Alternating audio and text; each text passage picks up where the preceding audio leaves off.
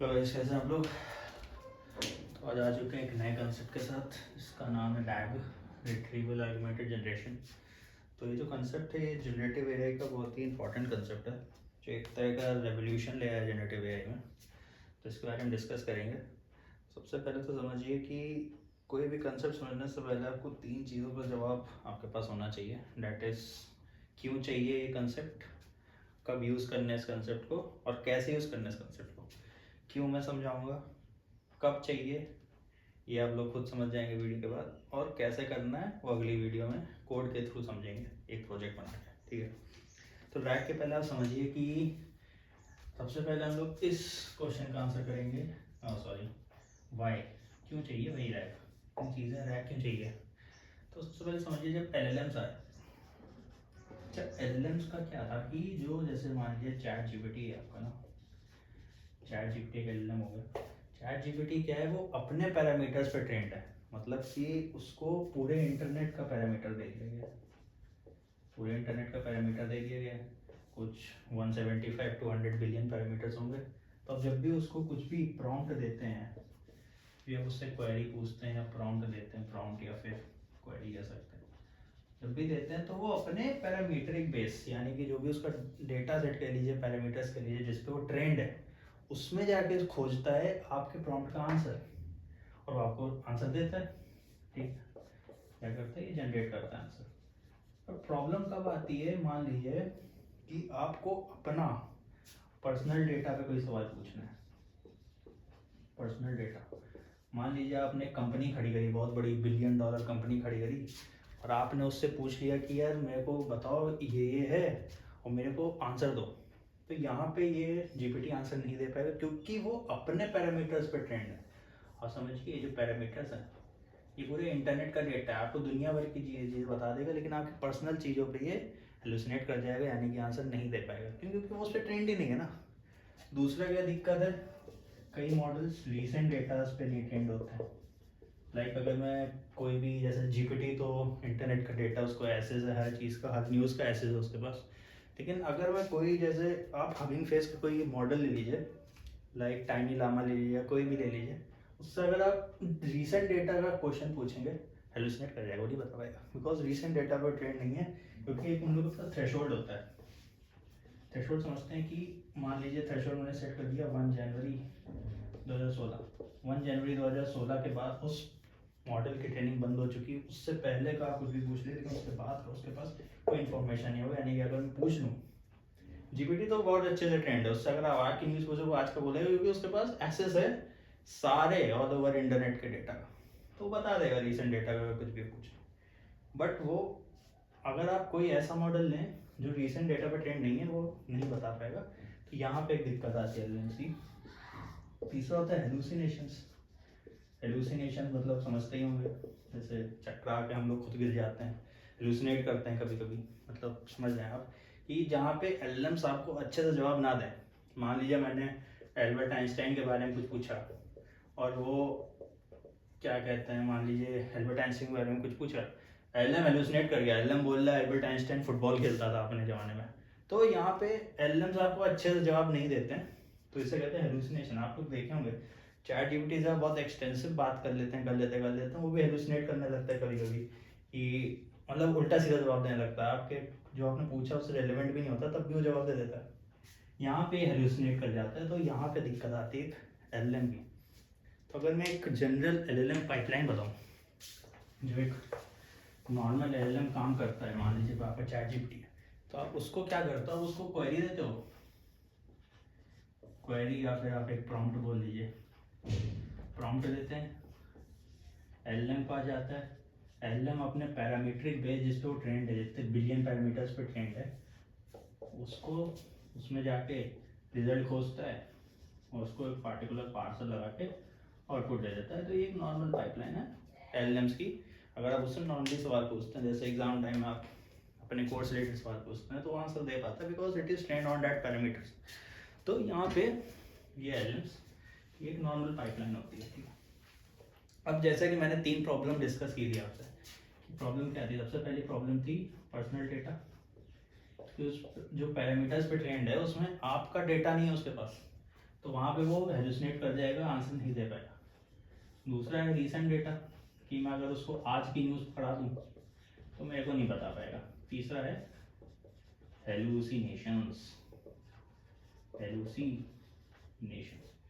ये 3 चीज़ें हैं। अब इसका सोल्यूशन भी आया, इन 3 प्रॉब्लम का सोल्यूशन आया। सबसे पहला सोल्यूशन जो बहुत ही आप लोगों ने एकदम फेमस नाम सुना होगा, डरावना सा, फाइन ट्यूनिंग। फाइन ट्यूनिंग का मतलब समझिए, फाइन ट्यूनिंग होता है कि आपने क्या किया, एलएम को एक डेटा सेट या फिर आपने एक डेटा सेट प्रोवाइड किया, डेटा सेट क्यूरेट करके आपने एलएम को प्रोवाइड किया। अब एलएम क्या करेगा, वो तो अपने पैरामीटर्स पे ट्रेंड है, एक एलएम है वो तो अपने पैरामीटर्स पे ट्रेंड ही है। आपने उसको एक्स्ट्रा पैरामीटर्स दे दिए, एक्स्ट्रा पैरामीटर्स, ये हो गया एक्स्ट्रा पैरामीटर्स। अब वो क्या हुआ, उसने इस पे भी ट्रेनिंग कर ली।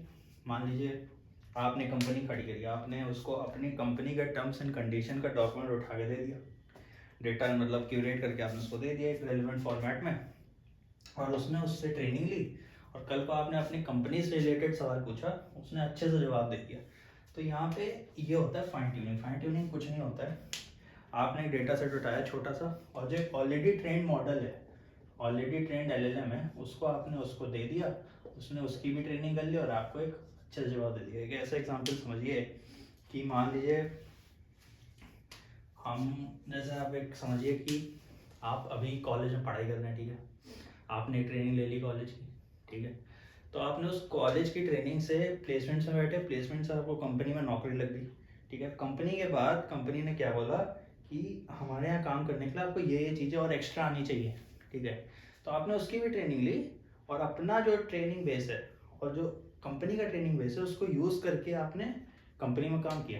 यानी कि ऐसे समझिए, नॉन सिंपल से एग्जाम्पल, आप स्टूडेंट हैं, आप एक एलएलएम हो गए, और आपने जो आपकी पैरामीट्रिक ट्रेनिंग थी वो आपने कॉलेज में ले ली, फिर आपका प्लेसमेंट हुआ, प्लेसमेंट के बाद आप एक कंपनी में गए, कंपनी ने अपनी नॉलेज भी दे दी, यानी कि इसको आप एक्स्ट्रा पैरामीटर्स बोल सकते हैं, और फिर आपने काम कर दिया, फिर आप काम कर रहे हैं, यानी कि आप कंपनी से रिलेटेड काम कर पा रहे हैं क्योंकि आपके पास एक कंपनी की एक्स्ट्रा नॉलेज है। तो ये हो गई एक तरह से आपकी फाइन ट्यूनिंग कर दी ये भाई, आप एक एलएलएम बन के निकले, कंपनी ने कहा कि हमारी भी चीज़ें आपको पढ़नी है, तो आपने उनकी चीज़ें भी पढ़ी, ट्रेनिंग ली, और आप एक फाइन ट्यून्ड एलएलएम बन गए।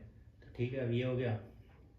अब फाइन ट्यूनिंग करने के लिए बहुत चीज़ें होती हैं, फाइन ट्यूनिंग करने के स्टेप्स होते हैं, लाइक कलेक्शन ऑफ डेटा होता है, ठीक है, कलेक्शन ऑफ डेटा होता है, कलेक्ट कर लो डेटा, तो उसमें काफ़ी सारे इश्यूज होंगे, तो उसका आप क्या करेंगे, फिर आप एक मेथड चूज़ करेंगे जिससे कि आप उस डेटा को क्लीन करेंगे, क्लीन करने के बाद फिर आप उसको ले जाके यहाँ एलएम को देंगे ट्रेन करने के लिए। तो फाइन ट्यूनिंग में दिक्कत है, फाइन ट्यूनिंग में दिक्कत ये आई कि बहुत ही रिसोर्स एक्सपेंसिव प्रोसेस है, रिसोर्स एक्सपेंसिव यानी कि पैसा लगेगा भाई, मतलब आप डेटा कलेक्ट कर रहे हो कहीं से, तो वो भी एक रिसोर्स एक्सपेंसिव एक्सटेंसिव प्रोसेस हो। और उसके बाद पहली बात तो फाइन ट्यूनिंग यार इतनी आसान चीज़ होती नहीं जितना हम लोग समझ रहे हैं, ठीक है, इसके लिए आपको बहुत तगड़े इंजीनियर या इंजीनियर्स चाहिए जो ये काम करते हैं। लाइक कई सारे मॉडल्स हैं जो फाइन ट्यून्ड है, आप भी फाइन ट्यूनिंग कर सकते हैं, बट आपको एक अच्छा एक्सपीरियंस होना चाहिए चीज़ करने के लिए। तो मतलब एलएलएम्स की रिक्वायरमेंट के हिसाब से आपको अपने डेटा को चूज़ करना पड़ता है, उसको क्लीन करना होता है, और फिर उसकी टेस्टिंग भी करनी होती है। इसलिए फाइन ट्यूनिंग एक बहुत ही एक्सटेंसिव और रिसोर्स एक्सटेंसिव प्रोसेस बन जाता है, जिसमें पैसा भी लगता है, इंजीनियरिंग भी काफ़ी लगती है, और साथ ही साथ मतलब इट्स अ डिफिकल्ट प्रोसेस, इतना आसान नहीं है, ठीक है, आप स्टूडेंट लेवल पे नहीं कर सकते चीज़। तो इसलिए फाइन ट्यूनिंग को ड्रॉप कर दिया गया, फाइन ट्यूनिंग से अच्छे अच्छे तरीके लाए गए, और फाइन ट्यूनिंग अभी भी चलती है। लाइक अब कई सारे सॉफ्टवेयर, लाइक यहाँ मेरे लैपटॉप पे लाइक लोरा एक सॉफ्टवेयर होता है, उससे आप फाइन ट्यूनिंग कर सकते हैं, एक होता है QLORA, तो ये कई सारे प्रोसेस हैं जिससे आप फाइन ट्यूनिंग कर सकते हैं। तो ये आप देख सकते हैं fine tuning it's a resource extensive process. एक सोल्यूशन ये इन प्रॉब्लम का, एक चीज़ और देखिए कि फाइन ट्यूनिंग इन चीज़ों के लिए कैसे, लाइक अब जैसे मैंने बताया कि पर्सनल डेटा दे दिया तो आपने आपका एलएम काम करने लगा, तो एक ये वाली प्रॉब्लम सॉल्व हो गई। रीसेंट डेटा देखो यहाँ पे भी दिक्कत आती है, रीसेंट डेटा यानी कि हर दिन आपको इस एलएम के पास जाके इसको हर दिन का डेटा देना पड़ेगा, तब जाके ये आपको आंसर दे पाएगा हर दिन के रिसेंट डेटा आपको चाहिए। तो यहाँ पे ये थोड़ा हो गया रिसोर्स एक्सटेंसिव हो गया, एक्सपेंसिव भी हो गया, टाइम वेस्ट भी हो गया भाई। एक एलएम को फाइन ट्यून करने में बहुत टाइम लग जाता है भाई। मान लीजिए 170 बिलियन पैरामीटर्स पे ट्रेंड है, उसको आपने रीजन डेटा का 100 बिलियन पैरामीटर्स और दे दिए तो लीजिए बहुत टाइम लग जाएगा। तो ये हो गया एक resource extensive, time waste. Hallucinations भी रुक जाते हैं कुछ हद तक, बट इतना नहीं रुकता है। अगर आप उससे काफ़ी प्रोलॉन्ग पीरियड तक का बात करेंगे तो यहाँ पे आपको भी एक गलत आंसर दे सकता है।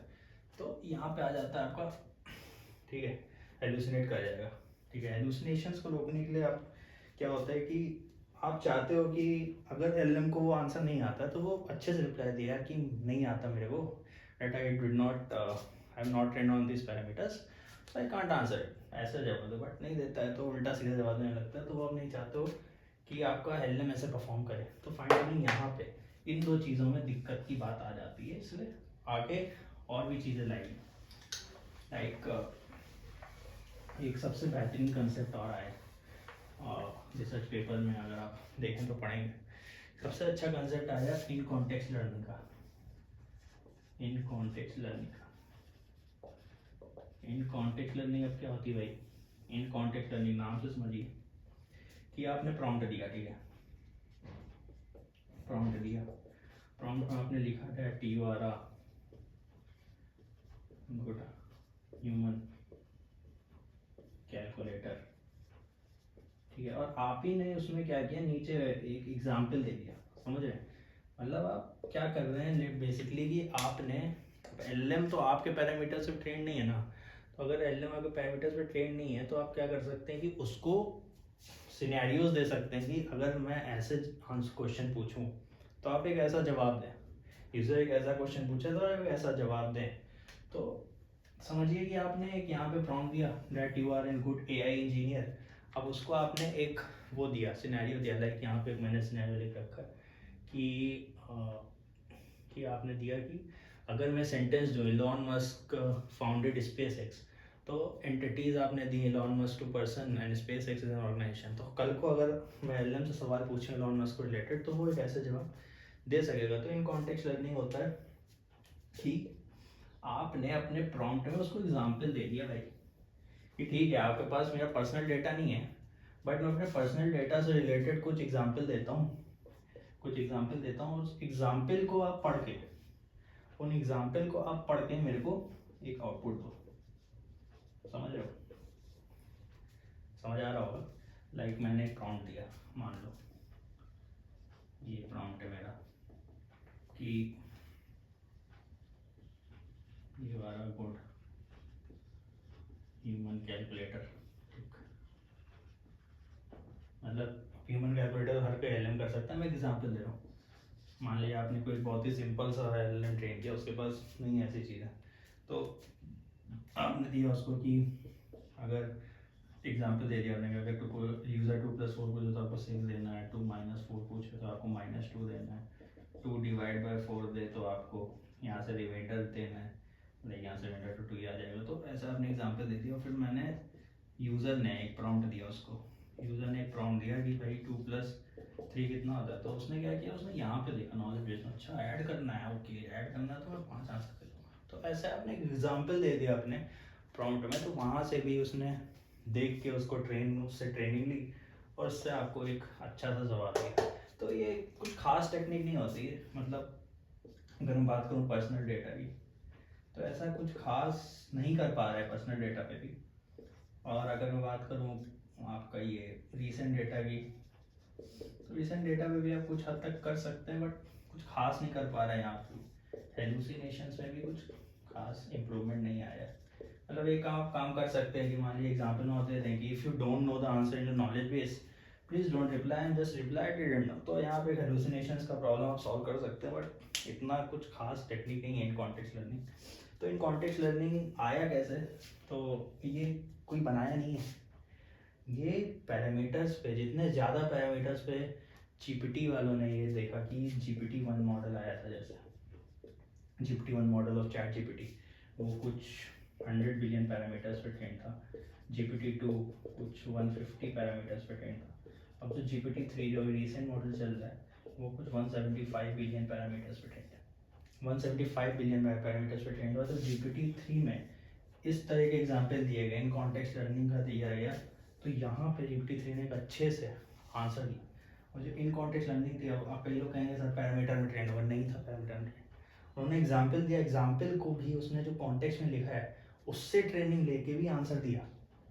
तो यहाँ पे देखा गया GPT-3 is working fine when you are giving an example of your own personal data to the model inside the prompt, तो वो अच्छे से आंसर दे रहा है। यानी कि यहाँ पे देखा गया कि इन कॉन्टेक्स्ट लर्निंग का भी कंसेप्ट है कि अगर कॉन्टेक्स्ट में अगर आपने उसको कुछ ऐसा दे दिया जिससे कि वो लर्न कर सकता है कुछ चीज़ें, तो यहाँ पे वो आंसर दे सकता है। तो GPT-3 में देखा गया, GPT-1 GPT-2 में नहीं देखा गया, because they were train on less parameters. तो आपने जितनी अच्छी ट्रेनिंग की, यहाँ से पता चला कि यार अच्छी ट्रेनिंग करोगे, अच्छा पैरामीटर्स पे ट्रेन करोगे, तो यार इन कॉन्टेक्स्ट लर्निंग का भी कंसेप्ट आप यूज़ कर सकते हो to solve a problem.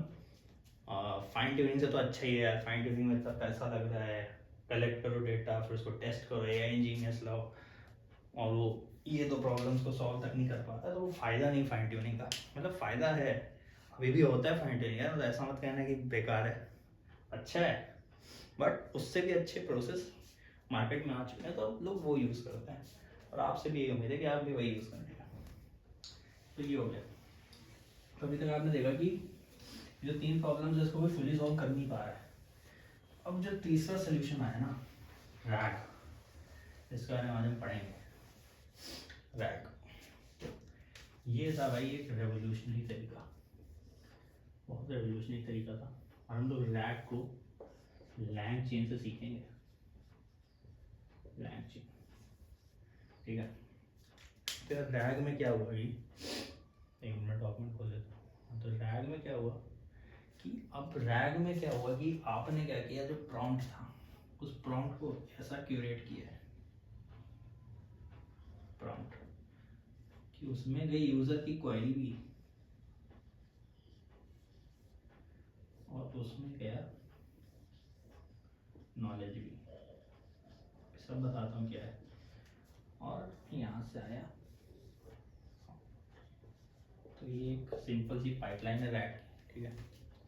Sorry, prompt लिया, यहाँ से आया LLM के पास, LLM के पास आया, ठीक।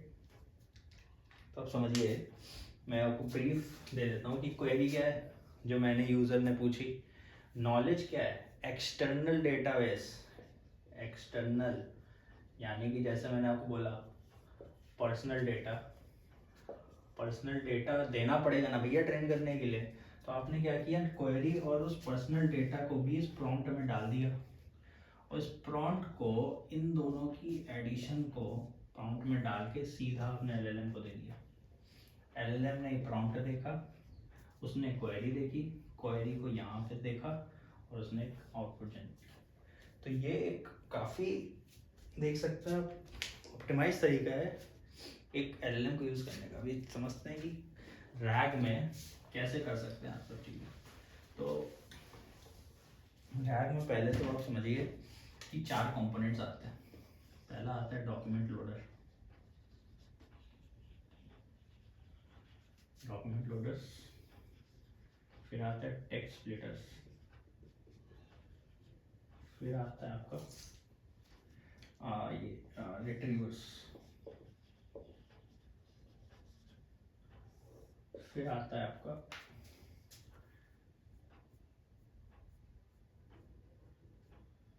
रिट्रीवर्स हो गया,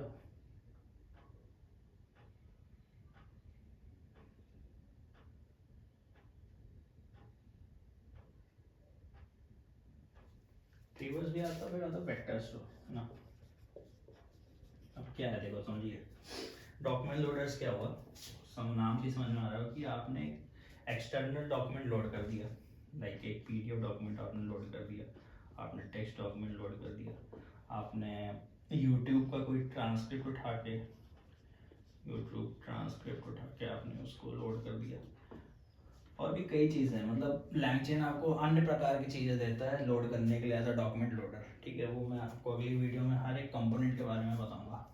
ये 4 कंपोनेंट से मिल के बना है आपका रैक एप्लीकेशन, ठीक है। तो आपने डॉक्यूमेंट लोड कर दिया from PDF, through text, through vector, through YouTube, through transcript.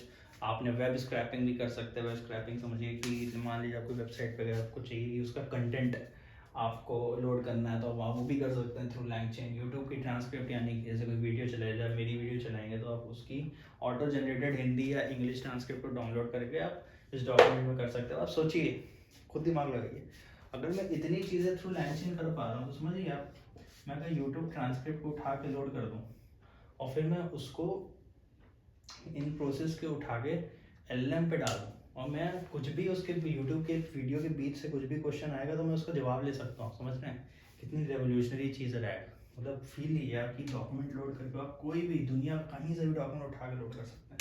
LangChain इतना आपको प्रिविलेज देता है, ठीक। अब ये जो डॉक्यूमेंट्स हैं, अभी डॉक्यूमेंट्स भाई साइज़ में तो बहुत बड़े हो सकते हैं। मान लीजिए अगर आप एक अच्छा एप्लीकेशन बना रहे हैं तो आपको भी मालूम है कि अगर अच्छा एप्लीकेशन बना रहे हैं जो एक बहुत ही एक्सटर्नल डेटाबेसेस पे ट्रेंड है, like external database in the sense आपने कंपनी बनाई, ठीक है, कंपनी बनाई। अब कंपनी बनाई तो आपने क्या किया, उस LLM को उस रैग में आपने डॉक्यूमेंट लोड किया। डॉक्यूमेंट आपने किसका लोड किया, TNC टर्म एंड कंडीशंस का। टर्म एंड कंडीशंस का लोड कर आपने चैटबॉट बनाने का ट्राई किया, चैटबॉट बनाया और चैटबॉट को डिप्लॉय करा, ठीक है। अब चैटबॉट पे आप कोई भी यूज़र आपके कंपनी से रिलेटेड क्वेरी पूछेगा तो फिर वो जवाब दे पाएगा, because it is trend on your TNCs यानी कि टर्म्स एंड कंडीशंस पे ट्रेंड है आपका डेटा सेट। और जब भी आप देखते हो कि वो जवाब नहीं दे पा रहा है, यानी कि वो टर्म्स एंड कंडीशन के बाहर कोई सवाल जा रहा है, तो तुरंत बोल देता है भैया हम आपको एक एजेंट का नंबर दे रहा है, आप उसको कॉल कर लीजिए, हमें माफ़ कर लीजिए। तो यहाँ पे पीछे भी हट जाता है। तो बहुत ही अच्छा एक्सपीरियंस होता है जब भी आप कोई चैटबॉट से बात कर रहे होते हैं किसी कंपनी का, जोमेटो हो गया, स्विगी हो गया, इंडिगो एयरलाइंस हो गया, कहीं से भी, ठीक है। तो डॉक्यूमेंट लोड किया, PDF अगर आप एक टर्म्स एंड कंडीशन का डॉक्यूमेंट नोट कर रहे हैं तो भाई 500 पेज, मतलब 600 पेज, कितने कितने टेक्स्ट लिखा होगा, कितना बड़ा बड़ा टेक्स्ट लिखा होगा। तो उस एक साथ उसको देने के अलावा आप क्या करते हैं, उसको स्प्लिट करते हैं। टेक्स्ट स्प्लिटर क्या करता है, वो एक कई टेक्निक्स होती हैं टेक्स्ट स्प्लिटर में, लाइक एक रिकर्सिव कैरेक्टर टेक्स्ट स्प्लिटिंग होती है जिसको मैं डिस्कस करूँगा अगली वीडियो में। तो यहाँ पे भी काफ़ी चीज़ें रहती है स्प्लिट करने के लिए, यानी कि इतना एक्सटेंसिव डॉक्यूमेंट को स्प्लिट कर देते हैं कई भागों में, छोटे छोटे भागों में, और फिर एक एक करके उसको हम लोग एम्बेड करते हैं। आगे देखते हैं। तो यहाँ पे यूज़ करते हैं recursive text splitting. Recursive text splitter अगली वीडियो में देखते हैं कि इसके पीछे क्या होता है। ये वीडियो में देखेंगे आराम से, अभी ओवरव्यू समझ लो लैग होता है, ठीक है। अब यहाँ पे जब टेक्स्ट स्प्लिट हो गया, मान लो ये 500 है, 50-50 में स्प्लिट कर दिया आपने, ठीक है, से स्प्लिट हो गया। अब हर एक चंक जाएगा, यहाँ पर होता है, मैं रिट्रीवर्स लास्ट में आता है, पहले वेक्टर स्टोर फिर रिट्रीवर्स, ठीक है। वेक्टर स्टोर गया, वेक्टर स्टोर में क्या हुआ, एम्बेडिंग हुई है। एम्बेडिंग का मतलब समझो, एम्बेडिंग और वेक्टर क्या होता है कि अब एक जो टेक्स्ट होता है ना, उसको आप डीप लर्निंग में आपने पढ़ा होगा कि वो टेक्स्ट को हम लोग नंबर्स में कन्वर्ट करते हैं, वेक्टर्स में कन्वर्ट करते हैं, ठीक है, 3D ज्योमेट्री में कन्वर्ट करते हैं। फिर वो जो टेक्स्ट है वो नंबर्स में कन्वर्ट हो गए, टेक्स्ट हमारा एम्बेडिंग्स में कन्वर्ट हो गया, एम्बेडिंग्स में कन्वर्ट हो के जाके एक वेक्टर डेटाबेस में स्टोर हो जाता है। वेक्टर डेटाबेस, वेक्टर डेटाबेस आप कौन कौन से यूज़ कर सकते हो, आप क्रोमा DB यूज़ कर सकते हो, फाइस यूज़ कर सकते हो, वही फेमस टेक्नोलॉजी जो आप यूज़ कर सकते हैं फॉर द वेक्टर स्टोर। नहीं कुछ नहीं किया आपने, बाद देखता हूँ। अभी आपने क्या किया, आपने उस टेक्स्ट को उठा के नंबर्स में कन्वर्ट करा, वेक्टर्स में कन्वर्ट किया, उसको वेक्टर स्टोर क्रोमा DB या फैस में कन्वर्ट, उसको डाल दिया।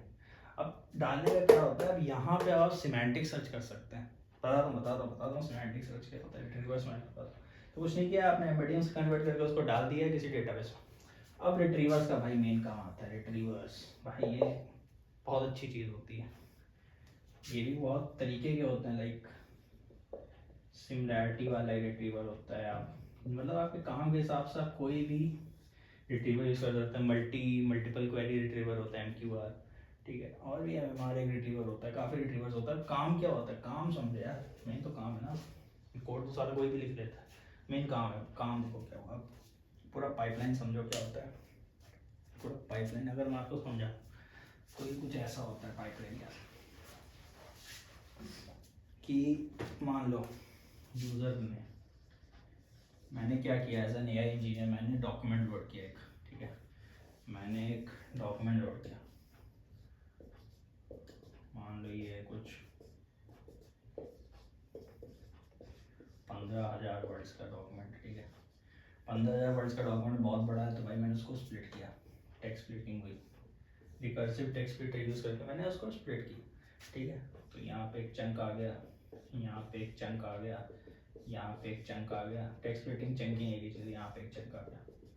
अब मैंने क्या किया, हर एक चंक की एम्बेडिंग जनरेट की, एम्बेडिंग्स एम्बेडिंग्स एम्बेडिंग्स एम्बेडिंग्स, ठीक है। तो ये मान लो क्रोमा मैंने यूज़ किया, क्रोमा में जाके स्टोर हो गई सारी एम्बेडिंग, स्टोर हो गई सारी एम्बेडिंग्स, स्टोर हो गई हैं, मतलब एम्बेडिंग मतलब नंबर्स एक लिस्ट के फॉर्म में स्टोर हो जाता है, ठीक है, नंबर जो भी होता है। यहाँ पे भी एक लिस्ट बन गई, सारे नंबर स्टोर हो गए, टेक्स्ट के करस्पॉन्डिंग नंबर्स, एम्बेडिंग जनरेट हो गई। अब क्या हुआ, रिट्रीवर्स का क्या काम होता है, अब मान लो यूज़र ने कुछ क्वेरी पूछी, यूज़र ने क्या पूछी, कुछ क्वेरी पूछी, अब क्वेरी को ये क्या करेगा, क्वेरी की भी एम्बेडिंग जनरेट करेगा, ठीक है। अब क्वेरी की भी जो रिट्रीवर होगा वो क्या करेगा, एक एम्बेडिंग जनरेट करेगा, एम्बेडिंग जनरेट करेगा, एम्बेडिंग यानी कि वही एक नंबर जनरेट करेगा, ठीक है।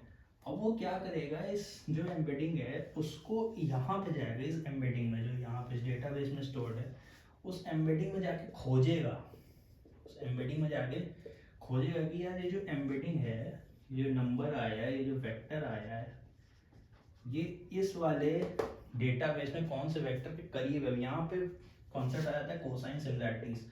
अब डिपेंड करता है कि आप कौन सा रिट्रीवर यूज कर लो, ठीक है।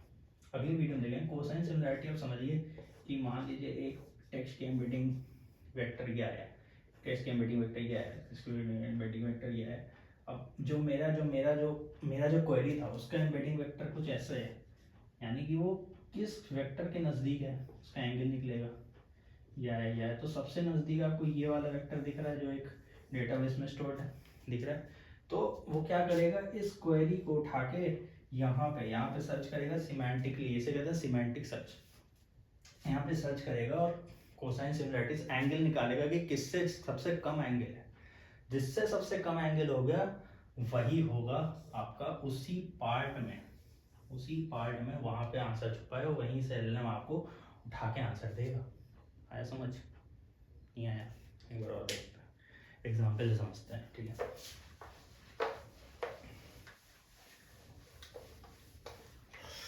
मान लो एक एमएल की बुक है, गुड फेलो की कोई बुक है, मैंने उसको डाल दिया डॉक्यूमेंट लोडर में, ठीक है, डॉक्यूमेंट लोडर में डाल दिया। डॉक्यूमेंट लोडर में डालने के बाद इस डॉक्यूमेंट का क्या हुआ, टेक्स्ट स्प्लिटिंग हो गई,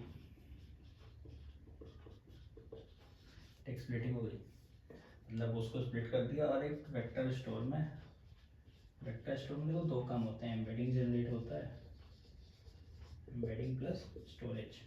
एम्बेडिंग जनरेट करके उसको स्टोर कर देते हैं, ये वेक्टर स्टोर में हो गया। फिर रिट्रीवर्स, जो भी क्वेरी आई है उसको यहाँ पे सर्च करके ट्रीट करना। मान लो यूज़र ने दिया लीनियर रिग्रेशन का कुछ भी, लीनियर रिग्रेशन के बारे में समझाने को बोला यूज़र ने। लीनियर रिग्रेशन के बारे में समझाने के पहले एलएलएम क्या करेगा, एक पार्टिकुलर एम्बेडिंग मॉडल यूज करके आप इसको एम्बेड करोगे। अब एक खुद सोचो ना यार, यूजर ने टेक्स्ट दिया, अब इस टेक्स्ट को तुम जाके एम्बेडिंग में थोड़ी सर्च करोगे, एम्बेडिंग है नंबर से भैया, यहाँ पे कुछ लिखा है, यहाँ पे लिखा है 9.36, 9.4, 9.2, ऐसे एम्बेडिंग जनरेट हो रखा है। टेक्स्ट को जाके यहाँ थोड़ी सर्च करोगे यार, ऑब्वियस सी बात है। अब इस टेक्स्ट को भी उठा के एम्बेडिंग से जनरेट करोगे, मान लो 9.4। अब ये जो एम्बेडिंग से ये जाके इस वेक्टर स्टोर में सर्च करेगी ना यार, ये जो नंबर है इस वेक्टर स्टोर में कहाँ आ रहा है, उस वेक्टर स्टोर में क्या है, इस वेक्टर स्टोर में कुछ नहीं है भाई, जो डॉक्यूमेंट है उसी को टेक्स्ट स्प्लिट करके उसी की एम्बेडिंग आपने जनरेट की हुई है। तो वैसी बात है, इस एम्बेडिंग को जाएगा, एम्बेडिंग में जो भी सबसे नज़दीक एम्बेडिंग होगा, अब वो डिपेंड करता है कि आप कौन से कंसेप्ट से आप उसको सर्च करने जा रहे हैं, रिट्रीवर कौन सा आपने इसके उस पर डिपेंड करता है। वहाँ जो कोसाइन सिमिलैरिटी यूज़ की है, कोसाइन उसमें क्या होता है, ये ऐसे एम्बेडिंग्स जैसे आपने टेक्स्ट की जनरेट रखी हैं, आपको मालूम ही है, यहाँ से जो एम्बेडिंग जनरेट है उसके ये ऐसे वेक्टर्स बन रखे हैं। इस एम्बेडिंग का वेक्टर एक बनेगा यहाँ पे, मान लो इस एम्बेडिंग का वेक्टर ये बना, ये जो ये है ये क्वेरी का है, और ये तो तुम्हारा एम्बेडिंग से नॉर्मल जो इस टेक्स्ट से आई है, एम्बेडिंग एम्बेडिंग एम्बेडिंग। अब क्या होगा, हर एक उसके साथ एंगल निकलेगा, हर एक एंगल का एंगल, और जो सबसे कम होगा, जो सबसे छोटा एंगल होगा, जो सबसे नज़दीक होगा, वही आपका, जो सबसे नज़दीक होगा इस वेक्टर स्टोर में, वही आपका चंक इस क्वेरी से रिलेटेड है, और उसी से उठा के पास करके आपको डॉक्यूमेंट, सॉरी आपको जो एल है वो आंसर देगा। तो एक नॉर्मल सा पाइपलाइन है रैक का है, मतलब आप खुद सोचो इसमें ये जो 3 प्रॉब्लम्स हैं, पर्सनल डेटा, क्या पर्सनल डेटा की प्रॉब्लम सॉल्व नहीं हो रही है? मतलब आप डॉक्यूमेंट लोड कर रहे हो यार, पूरा डॉक्यूमेंट लोड, आप अपने पर्सनल डेटा की सारा डॉक्यूमेंट डाल दो, स्प्लिटिंग कर दो, फिर उसका एम्बेडिंग पे कुछ भी साला यूज़र कुछ भी क्वेरी देगा, आप यहाँ पे जाके रिट्रीव होगा, रिट्रीव यहाँ पे जाएगा, यहाँ से आपको आउटपुट मिल जाएगा। तो पर्सनल डेटा की problem solve. Number 2, recent data, recent data भी कर सकते हो यार, मतलब आपको कुछ नहीं करना है, आपको प्रॉम्प्ट में ही जो डॉक्यूमेंट लोड किया उसको डालना है, बस आपको कुछ नहीं, आपको डॉक्यूमेंट लोड करना है रीसेंट डेटा का, प्रॉम्प्ट में डाल देना है उसको, और फिर वही सारा काम रिट्रीवर कर देगा, टेक्स्ट स्प्लिटिंग सारा काम हो जाएगा अपने आप। हेलुसिनेशन, आप खुद समझो कि सारा काम जब प्रॉम्प्टिंग से हो रहा है, आपको जैसा मैं शुरुआत में बताया था, प्रॉम्प्ट में ही आप क्वेरी भी डाल लो, और साथ ही साथ आप नॉलेज बेस भी डाल लो। नॉलेज बेस का मतलब क्या हुआ, ये डॉक्यूमेंट जो अपलोड करते हो नॉलेज बेस, तो ऑब्वियसली बात आप क्वेरी में लिख सकते हो यार कि अगर आपके पास एलएम, आपके पास अगर जवाब नहीं है इस चीज़ का, तो आप हेलुसिनेट मत करना प्लीज़, आप बोल देना कि मेरे को नहीं आता। और वही होता ही है, आप जोमेटो में देखिए कोई चीज़ उस चैटबॉट के पार चली जाती है तो क्या बोलता है, I am connecting with an agent, फिर आपको 5 मिनट बाद एक कॉल आ जाता है एजेंट का। तो यहाँ पे यही हो रहा है कि उसने क्वेरी में लिख रखा है यार कि तुम्हारे औकात से बाहर कुछ भी जा रहा है, तो हेलुसिनेट मत करना, जवाब मत दो, तुम एक एजेंट से कनेक्ट करो, मैं एक ह्यूमन एक आता है, फिर उससे आप बात करते हो और अपनी क्वेरी को रिजॉल्व करते हो। तो यहाँ पे ये सारे कंसेप्ट आ जाते हैं, ठीक है। अब एक रैग एप्लीकेशन बनाने के लिए बहुत से प्रोसेस होते हैं, ठीक है, समझो कि मैंने आपको पूरा समझा दिया, एक ओवरव्यू दे दिया। अब पाइपलाइन समझते हैं, रैग की पाइपलाइन समझो, ठीक है। तो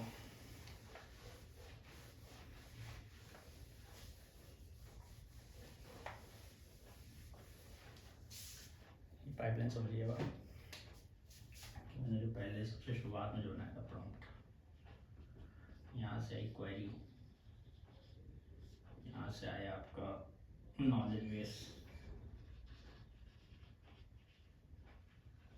फिर वो एक एलएलएम में गया,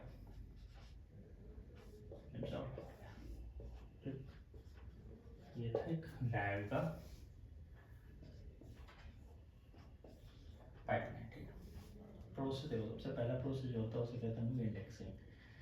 अब इंडेक्सिंग क्या होता है समझिए, इंडेक्सिंग में जो सबसे पहला स्टेप आता है, सबसे पहला स्टेप जो आता है वो आता है डॉक्यूमेंट इंजेक्शन का।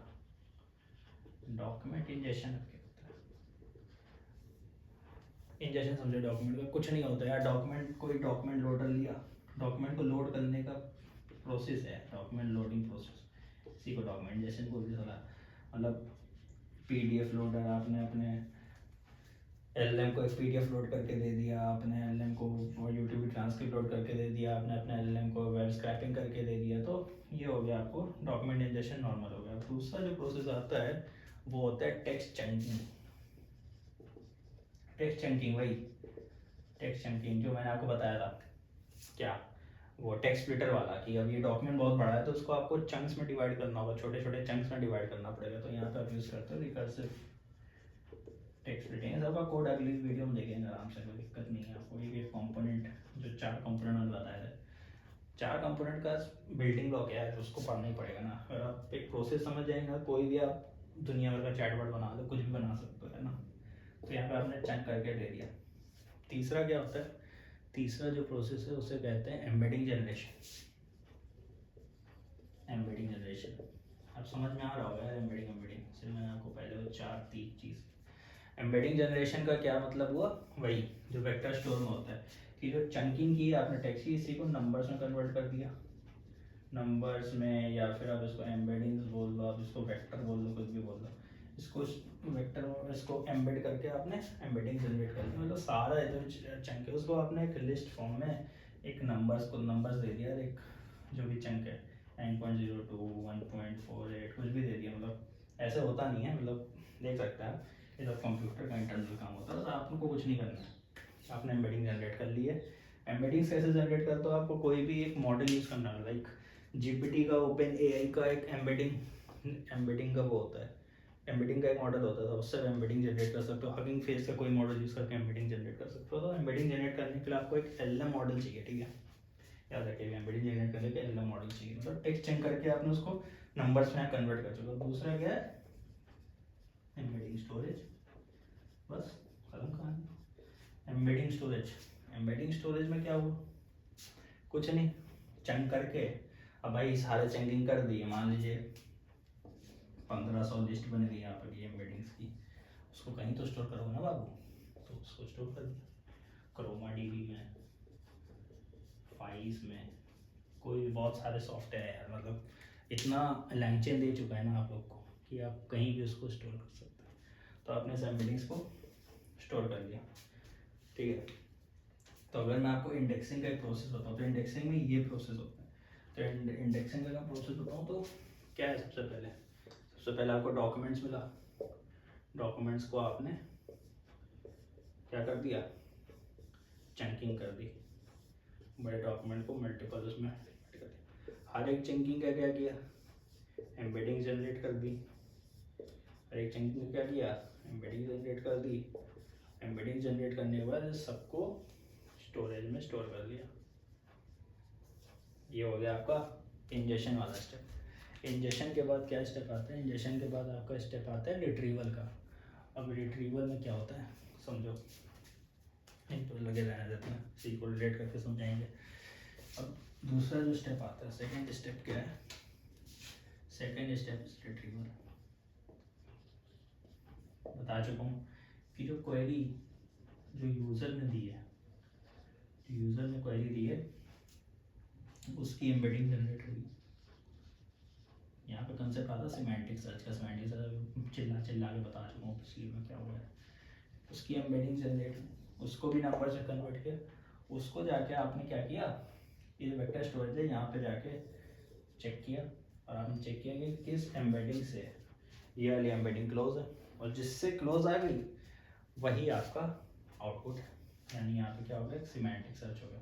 सिमेंटिक सर्च और कुछ नहीं होता है, क्वेरी को एम्बेडिंग से जनरेट किया, एम्बेडिंग्स को इस एम्बेडिंग से जाके चेक किया, जिससे क्लोज है वही आउटपुट, ठीक है। तो ये हो गया सिमेंटिक सर्च। यहाँ पे आपका रिट्रीवल हो गया। नंबर 3, तीसरा स्टेप क्या होता है, तीसरा स्टेप होता है जनरेशन, नहीं तीसरा स्टेप सॉरी होता है आर्गुमेंटेशन। तो हम लोग रैक के पास पहुंच रहे हैं, आर्गुमेंटेशन। अब आर्गुमेंटेशन क्या होता है, आर्गुमेंटेशन यहाँ पे आपका प्रॉम्प्टिंग आ जाता है, ठीक है। आर्गुमेंटेशन वाले स्टेप में आपका प्रॉम्प्टिंग आ जाता है। अब आर्गुमेंटेशन में जो आप एक समझते हो ना हेलुसिनेशन, यहाँ पे वो वाली प्रॉब्लम सॉल्व होती है।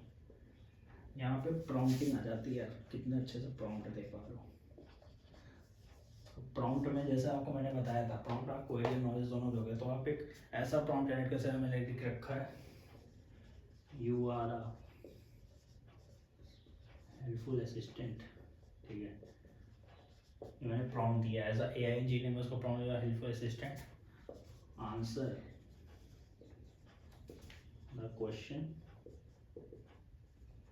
answer the question only from the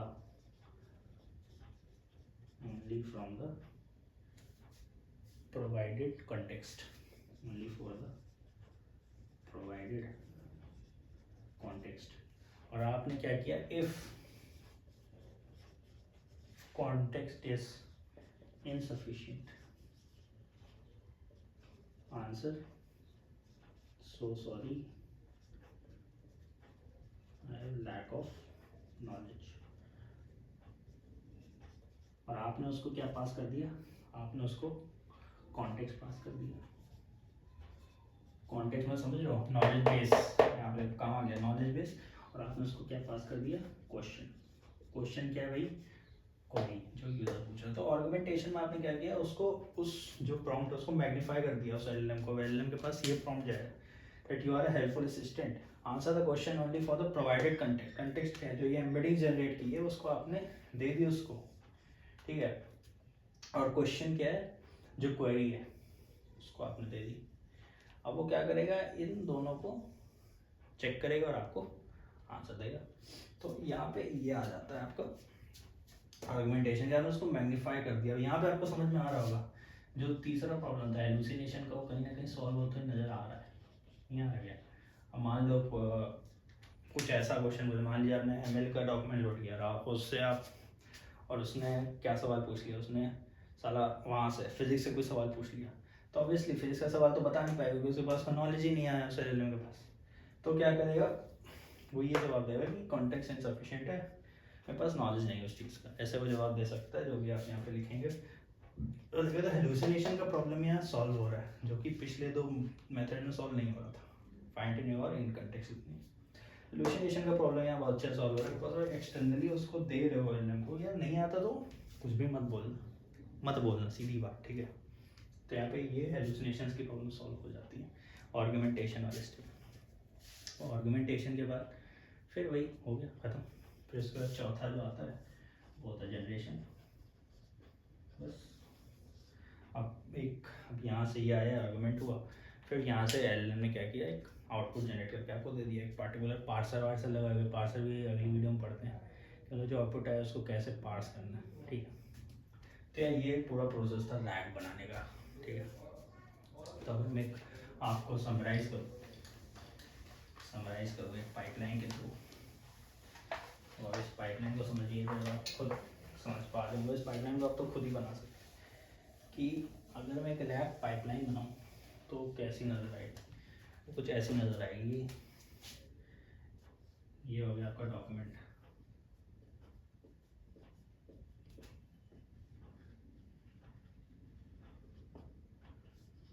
ये क्या हो गया,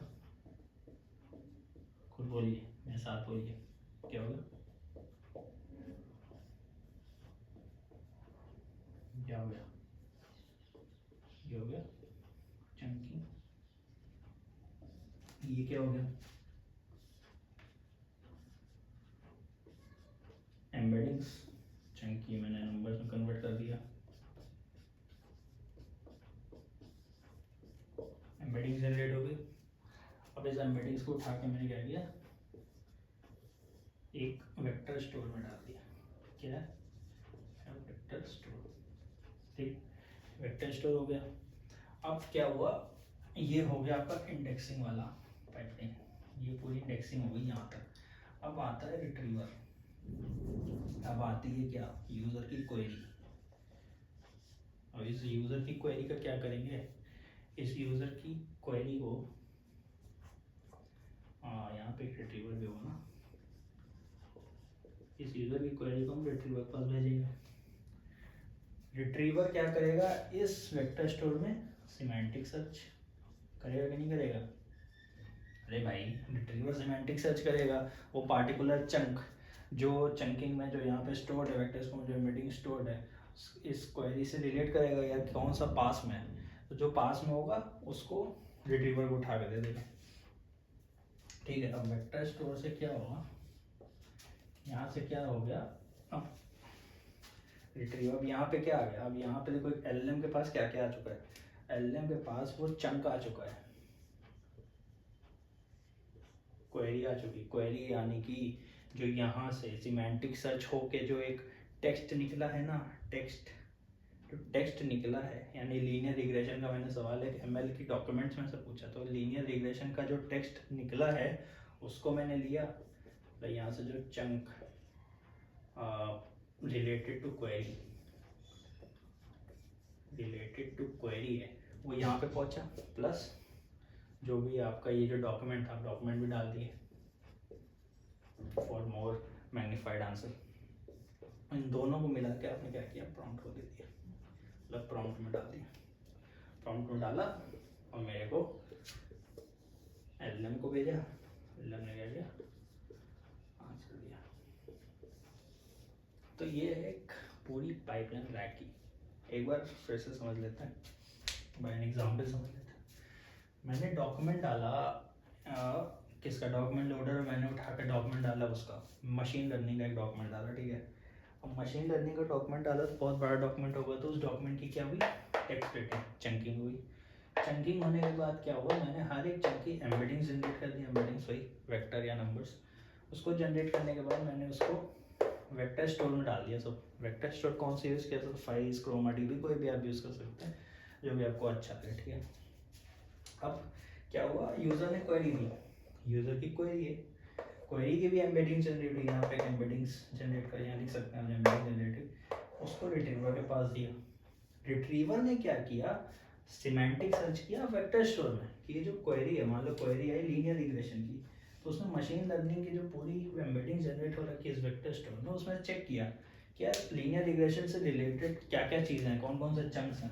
तो उन चंक्स को उठा के इस रिट्रीवर ने क्या किया, यहाँ डाल दिया इसको, जो मैंने आर्गुमेंटेशन में प्रॉम्प्ट जनरेट करके दिखाया तो वो ये है, ठीक है। तो जो जनरेट हो गए चंक आया है, मतलब सॉरी, जो भी रिलेटेड चंक आया है क्वेरी से, उसको मैंने डाला और मैंने डॉक्यूमेंट भी डाल दिया फॉर मोर सिंप्लीफिकेशन और आर्गुमेंटेशन ऑफ द डॉक्यूमेंट, कि यार कुछ इधर उधर से भी आएगा तो वो भी मैं साथ में दे दूंगा। अब इन दोनों को उठा के मैंने प्रॉम्प्ट में डाला, प्रॉम्प्ट से एलएम से, प्रॉम्प्ट में क्या आया, प्रॉम्प्ट में आया डाटी वाला helpful assistant, answer the query and if you do not have an answer then respond to I don't have an answer।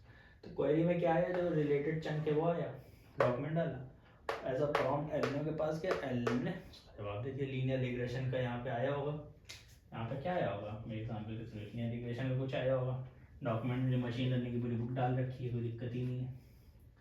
Prompt में क्या आया कि प्रॉम्प्ट में वो जो कॉन्टेक्स्ट वाला चीज़ था उसमें मशीन लर्निंग की बुक आ गई, क्वेश्चन में क्या आ गया, लीनियर रिग्रेशन। लीनियर रिग्रेशन तो भाई भरपूर एलएम मॉडल है, सीधा उस एलएम के पास एलएम ने आंसर जनरेट करके आपको दे दी। तो रैग से अब आप समझिए कि जो 3 प्रॉब्लम थी, पर्सनल डेटा बखूबी सॉल्व हो रहा है, डॉक्यूमेंट लोड कर सकते हो यार कहीं से भी, दुनिया भर का डॉक्यूमेंट लोड कर सकते हो, तो ये सॉल्व हो गया। डिसेंट डेटा,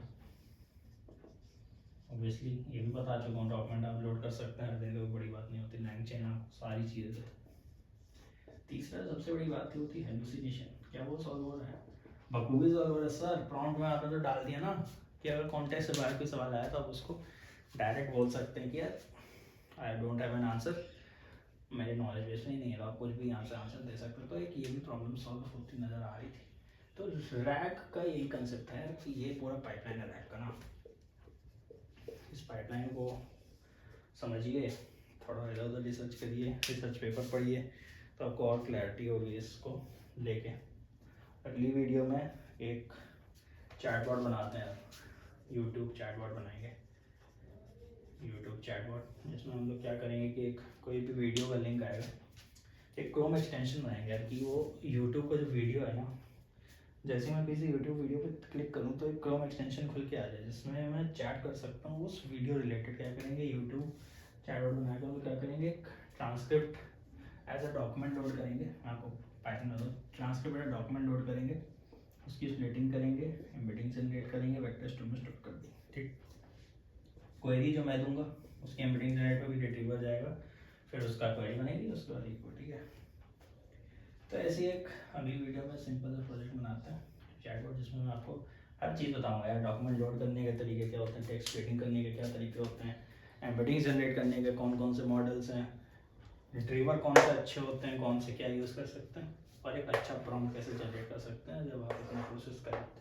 सारी चीज़ें अगली वीडियो में देखते हैं, एक प्रोजेक्ट के साथ बढ़िया मिलते हैं अगली वीडियो में। तब तक के लिए ख्याल रखें, धन्यवाद।